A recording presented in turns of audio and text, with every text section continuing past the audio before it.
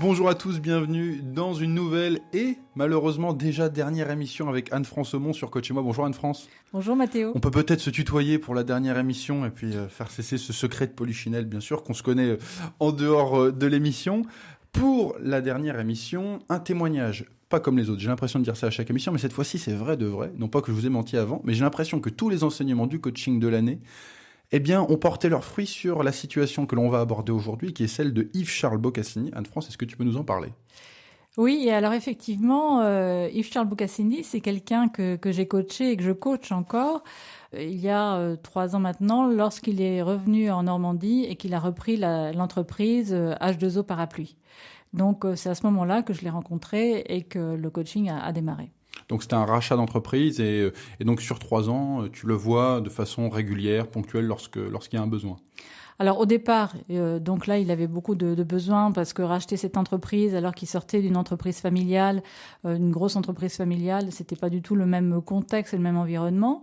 Donc là, il était fragilisé psychologiquement. Il avait vraiment besoin d'avoir un coach pour l'accompagner dans cette transition. Et puis, donc, on s'est vu régulièrement au départ. Et puis maintenant, en fait, il m'appelle quand il a besoin. Eh bien, je nous propose directement d'écouter ton entretien, Anne-France, avec Yves-Charles Boccassini du H2O Parapluie, Anne-France Aumont de l'Atelier des Talents by AFA Communication. On vous donnera les coordonnées en fin d'émission. On écoute ton entretien. Yves-Charles Boccassini, bonjour. Alors, on se tutoie dans la vie. Tu as souhaité qu'on se tutoie aussi à l'antenne, chose qui est assez rare, puisque d'habitude on se vous voit.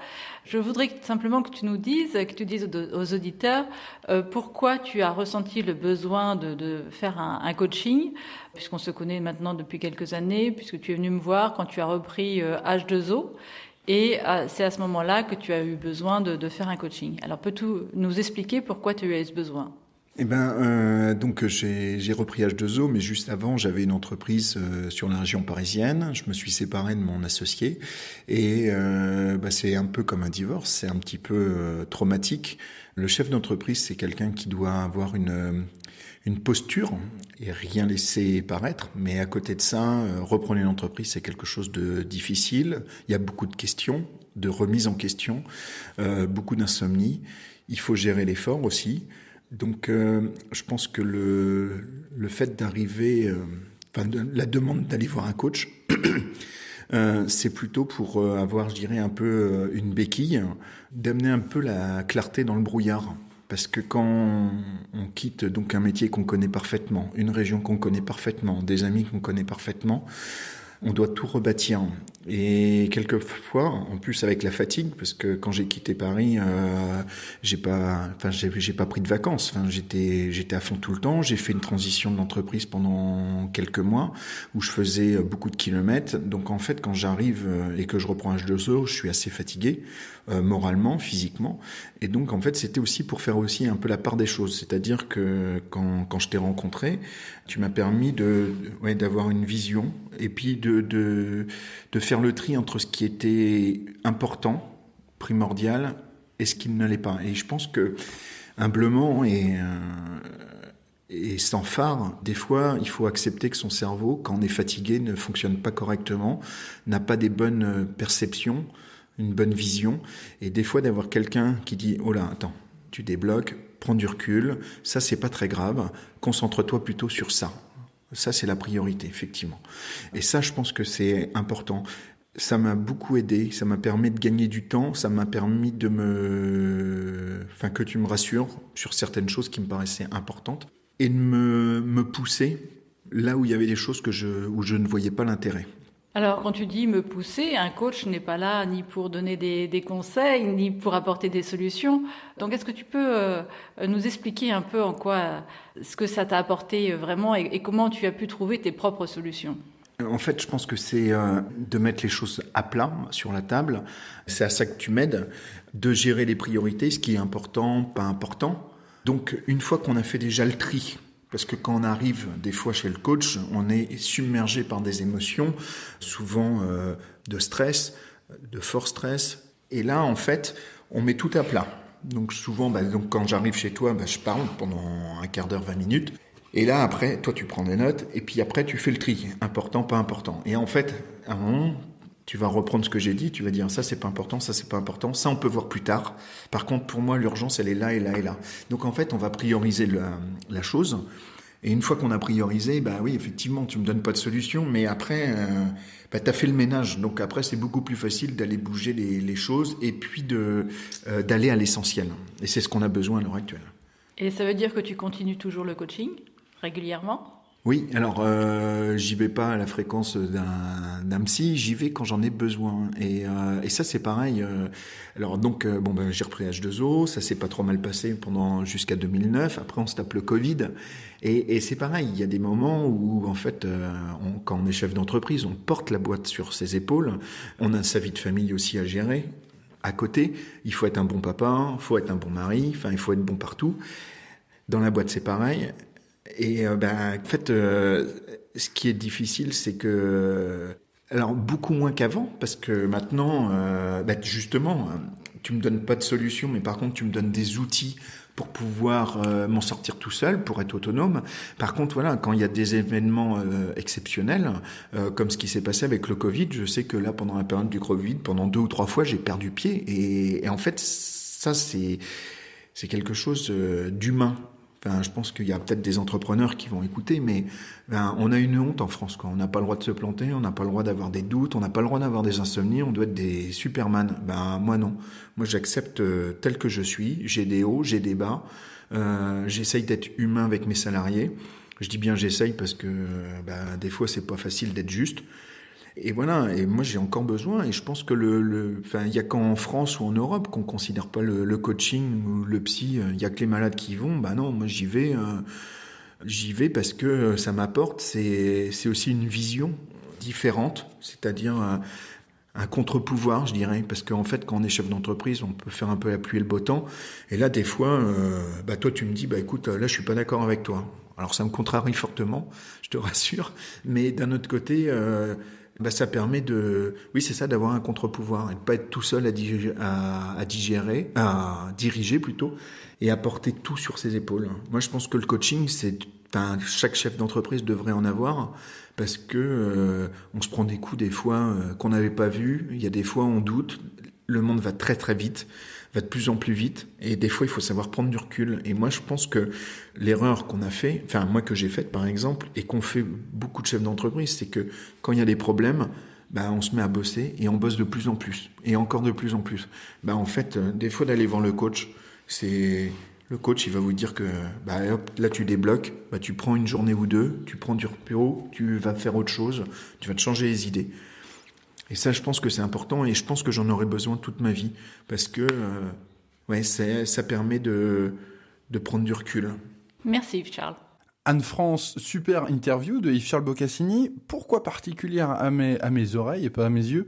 C'est que cette fois-ci, c'est pas quelqu'un qui est venu à vous en disant « j'ai un problème de communication avec un tel dans l'entreprise » ou « j'ai du mal à m'exprimer en public » ou ceci ou cela. Là, c'est quelqu'un qui est venu presque en préventive. Oui, alors la spécificité d'Yves-Charles Boccassini, c'est qu'il avait déjà eu un coaching quand il était à Paris, quand il était dans son ancienne entreprise. Il avait déjà eu un coach. Donc, il connaît bien le processus du coaching. Et en fait, quand il était là, quand il a repris cette entreprise H2O Parapluie, il s'est senti un peu en difficulté et s'est dit, bon là, avec un coach, ça va m'aider dans mon quotidien. Et c'est quel personnage que tu rencontres au premier rendez-vous ? Alors, le premier rendez-vous, c'était quelqu'un que j'ai trouvé d'angoissé, de stressé, qui avait... alors, Yves-Charles Boccassini, on se connaît un peu, il est un peu bavard, hein, faut que je vous l'avoue. Donc, il parlait beaucoup, qui était un peu perdu. C'est-à-dire que, voilà, à la fois très stressé, qui connaît bien son métier, mais en même temps perdu, ce qui était paradoxal. Donc là, il a fallu l'accompagner et puis et l'écouter surtout. Alors, il dit, et tu m'as dit avant l'émission, qu'il décharge ses valises à la première rencontre.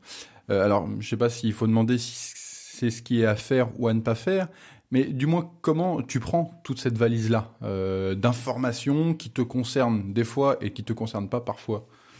C'est-à-dire que Yves-Charles est une personnalité très entière. Oui, et puis volubile, et puis il a besoin de s'exprimer et tout ça. Donc, en tant que coach, la première chose, c'est d'écouter la personne, d'écouter le coaché.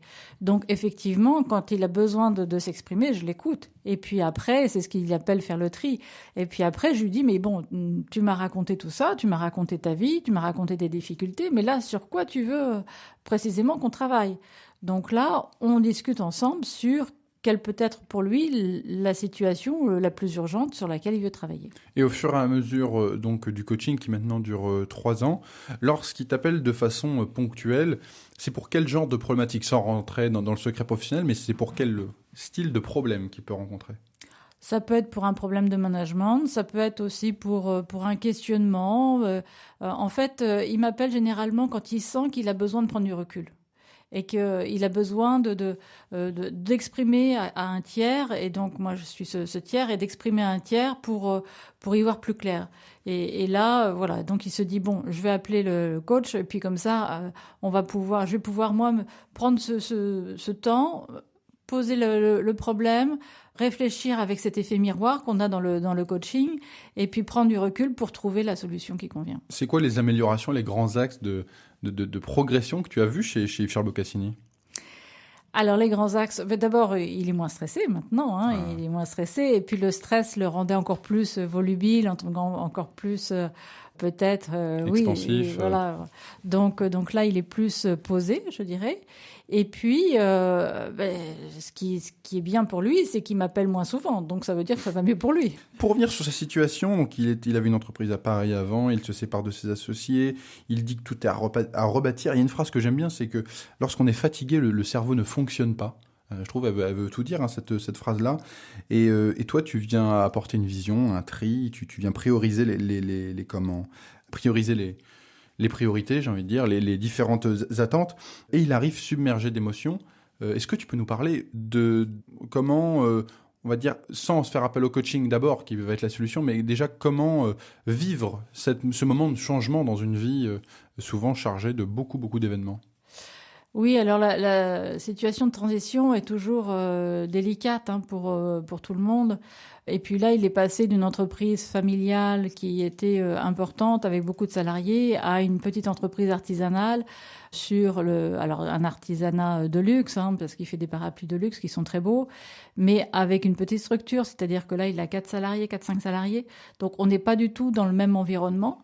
Donc ça, ça demande une adaptation importante. Et puis en plus, il y a le stress. Le stress de, je mets de l'argent pour acheter cette entreprise. Est-ce que je vais réussir ? Est-ce que je vais réussir ce challenge pour moi ? Et donc là, il y avait un gros stress pour lui.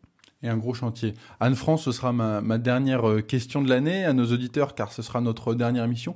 Qu'est-ce que tu as à dire aux personnes qui peuvent se trouver dans des situations personnelles, professionnelles, relationnelles compliquées et qui ne savent pas comment y faire et qui peuvent être rongées par des doutes en pensant que la situation est inextricable ?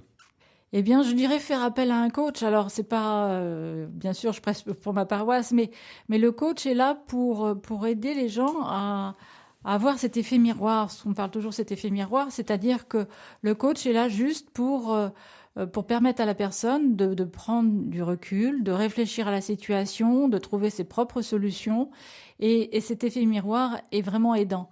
Et moi-même, quand je suis en situation d'incertitude, de doute, je vais voir un coach. J'ai besoin de ça. Et voilà, donc je connais bien aussi la situation personnellement pour le vivre aussi. Et ça aide vraiment énormément. C'est-à-dire qu'on a cet échange, on a cet effet miroir.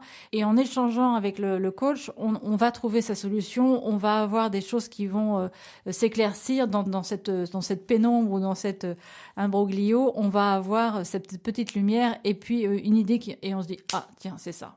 Eh bien, merci beaucoup Anne-France pour ces lumières. À titre personnel, merci beaucoup pour cette année. Merci Mathéo. Derrière le micro, mais aussi en dehors de la radio, où tu as été de 1000 lumières qui m'ont aidé de 1000 façons différentes, et je t'en remercie. Et j'aimerais bien qu'on donne les moyens pour les auditeurs de te contacter. Alors, pas de souci, ils peuvent me contacter à l'Atelier des Talents, donc 97 boulevard Yves Guilloux à Caen. Mon numéro de téléphone, c'est le 06 80 97 46 98. Si je ne réponds pas, c'est que je suis déjà en coaching, donc n'hésitez pas à me laisser un message. 06 80 92 46 98. Et là, le numéro est pris pour nos auditeurs. Merci beaucoup Anne-France pour cette année entière. Merci Mathéo. À très vite sur RCF.